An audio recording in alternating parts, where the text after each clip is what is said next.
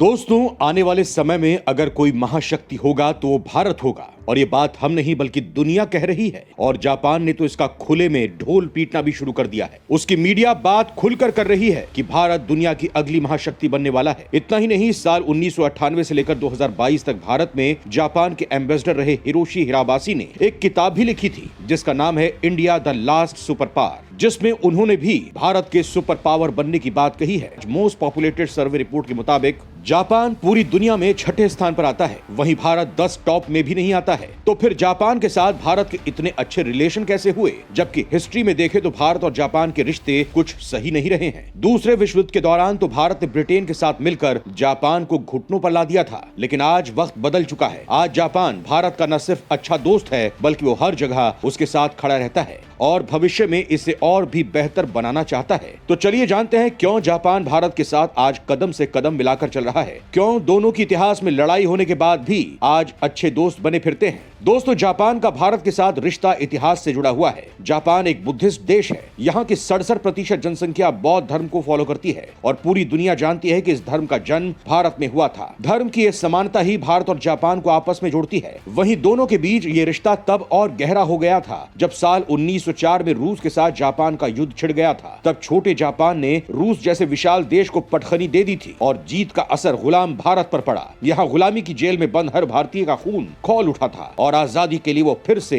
उठ खड़े हुए। इस दहकती आग ने आजादी पाने के लिए 2 रास्ते निकाले। पहले, भारत जापान का साथ लेकर अंग्रेजों को भगा दे, या अंग्रेजों की सहायता करके जापान को हराकर उन्हें भारत छोड़ने का वादा करे। तब सुभाष चंद्र बोस ने पहला ऑप्शन चुना, लेकिन ज्यादातर लोगों ने दूसरा ऑप्शन चुना। उन्होंने दूसरे विश्व युद्ध में अंग्रेजों की सहायता करके जापान को हराकर भारत छोड़ने की बात कही। इस शर्त के बाद ब्रिटिश इंडियन आर्मी ने जापान, इटली, जर्मनी की सेना को हरा दिया। भारत के सैनिकों की ताकत देखकर लॉर्ड कर्जन ने कहा कि अगर किसी ने भारत को अपनी मुट्ठी में कर लिया तो समझो उसने पूरी दुनिया को अपनी मुट्ठी में कर लिया, क्योंकि जब गुलाम देश में इतनी ताकत है तो आजाद भारत की ताकत कितनी होगी ये सोच भी नहीं सकते हैं। दोस्तों, जब जापान परमाणु हमले से पूरी तरह से बर्बाद हो चुका था, तब आजाद भारत ने जापान को आयरन ओर सप्लाई करके सबसे पहले मदद की थी, जिसने पूरी दुनिया में भारत की मजबूत छवि बना दी थी। वहीं दूसरे विश्व युद्ध के बाद जब सारी जीती हुई western country international military tribunal for the far east यानी कि IMTFE के जरिए जब जापान पर वॉर क्राइम का इल्जाम लगाया गया और ये सभी उससे पैसे ऐंठने की तैयारी कर रहे थे, तब भारत ने इसका सबसे पहले विरोध किया और जापान का साथ दिया। भारत के न्यायाधीश राधा विनोद पाल ने पूरी दुनिया के सामने कहा कि जो देश पहले से ही युद्ध में बर्बाद हो चुका है उस पर इस तरह का जुर्माना लगाना सही नहीं है। लेकिन इन देशों ने एक विकासशील देश के जज की बात मानना अपनी शान के खिलाफ समझा और उन्होंने साल 1991 में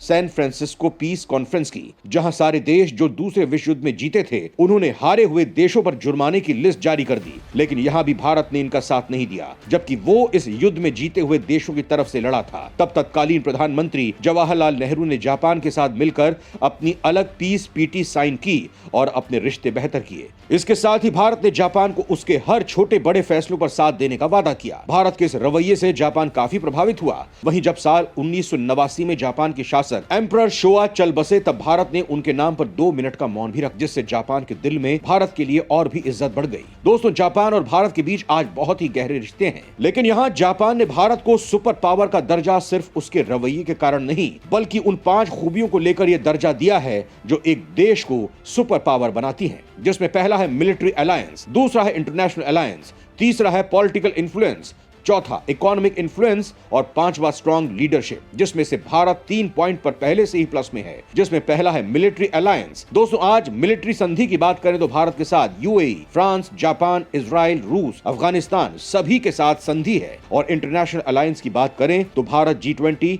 UN, FATF जैसे कई इंटरनेशनल फोरम का फाउंडर मेंबर है। इस वजह से भारत के कई देशों के साथ रिश्ते काफी गहरे हैं। वहीं स्ट्रॉन्ग लीडरशिप की बात करें तो जब भारत को आजादी मिली तब पहले प्रधानमंत्री ने NAM मूवमेंट को शुरू किया था, जिससे उन्होंने दुनिया को मैसेज दिया कि भारत एक सेल्फ मेड लीडर है। और आज के समय में देश के प्रधानमंत्री नरेंद्र मोदी भी मेक इन इंडिया जैसे मिशन को शुरू करके सेल्फ रिलायंट बना रहे हैं। और इसका सबसे बड़ा उदाहरण कोरोना काल के दौरान देखने को मिला, जब हमने खुद की वैक्सीन बनाई और उसे दुनिया भर में बांटा है। जबकि दूसरे देश वैक्सीन तो देने की दूर की बात है, अपने पास में भी नहीं आने दे रहे थे, लेकिन भारत ने हमेशा खुद से पहले दूसरों के बारे में सोचा है। उसने मुसीबत पड़ने पर कभी भी किसी से मुंह नहीं मोड़ा और जितना हो सकता है वो मदद करता है। भारत की यही खूबी उसे पूरी दुनिया से अलग बनाती है। लेकिन भारत के पास सिर्फ अभी दो चीजें नहीं है, जिसमें पहली है पॉलिटिकल इन्फ्लुएंस और इकोनॉमिक इन्फ्लुएंस। इस मुकाम को हासिल करने के लिए भारत को यूएनएससी यानी यूनाइटेड नेशन सिक्योरिटी काउंसिल में स्थायी सदस्य की सीट की जरूरत है और इस सीट को हासिल करने में जापान हमारी मदद कर सकता है। दोस्तों, जब से यूएनएससी बनाया गया है तभी से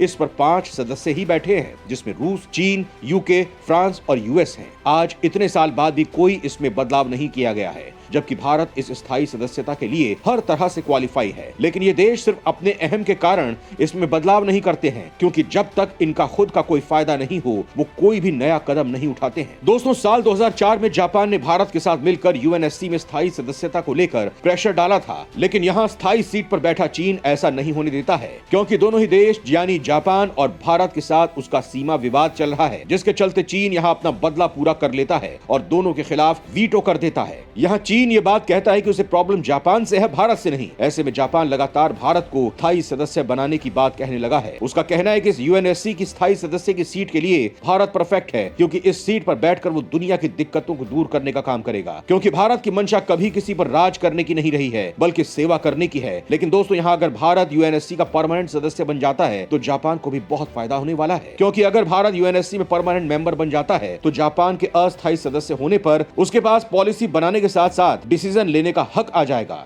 साथ ही भारत के जरिए वो परमानेंट सदस्य बनने की पॉलिसी में बदलाव भी ला सकता है और एक डेमोक्रेटिक वोटिंग सिस्टम खड़ा कर सकता है। अगर majority of non permanent members में किसी कंट्री को सुपर पावर मानते हैं और उसके सपोर्ट पे वोट करते हैं तो उसे परमानेंट सीट मिल सकती है, जिससे ताकत काफी देशों में बढ़ जाएगी और वो देश जो पूरी दुनिया पर अपनी मनमानी चलाते हैं वो दादागिरी रुक जाएगी। फिर भारत जैसे देश इस दुनिया में वो काम करेंगे जो ये देश होने नहीं देना चाहते हैं, यानी कि भारत जिसे आने वाले समय का सुपर पावर माना जा रहा है उसकी तरफ पूरी दुनिया की नजर टिकी हुई है। जापान के पूर्व प्रधानमंत्री शिंजो आबे ने भी कहा था, जापान और भारत का रिश्ता दुनिया के सबसे महत्वपूर्ण रिश्तों में से एक है। ये जापान के नेशनल इंटरेस्ट में है कि वो भारत के साथ रिलेशन हमेशा बनाकर रखेगा। वहीं जापान और चीन के रिश्ते के बारे में बात करें तो ये दोनों वैसे ही हैं जैसे चीन हमारे साथ रहता है। यहाँ चीन का जापान के साथ सेनकाकू आइलैंड को लेकर 36 का आंकड़ा चल रहा है। दोनों देश इससे अपना होने का दावा करते हैं। यहाँ चीन अपनी दुश्मनी निकालने के लिए जापान को हर तरह से नुकसान पहुंचाने की कोशिश में रहता है, लेकिन भारत का साथ मिलने से वो जापान का बाल भी बांका नहीं कर सकता है। भारत का साथ पाकर ही जापान चीन की बोलती बंद कर देता है। दोनों देशों की साझेदारी चीन की बौखलाहट का कारण बन जाती है।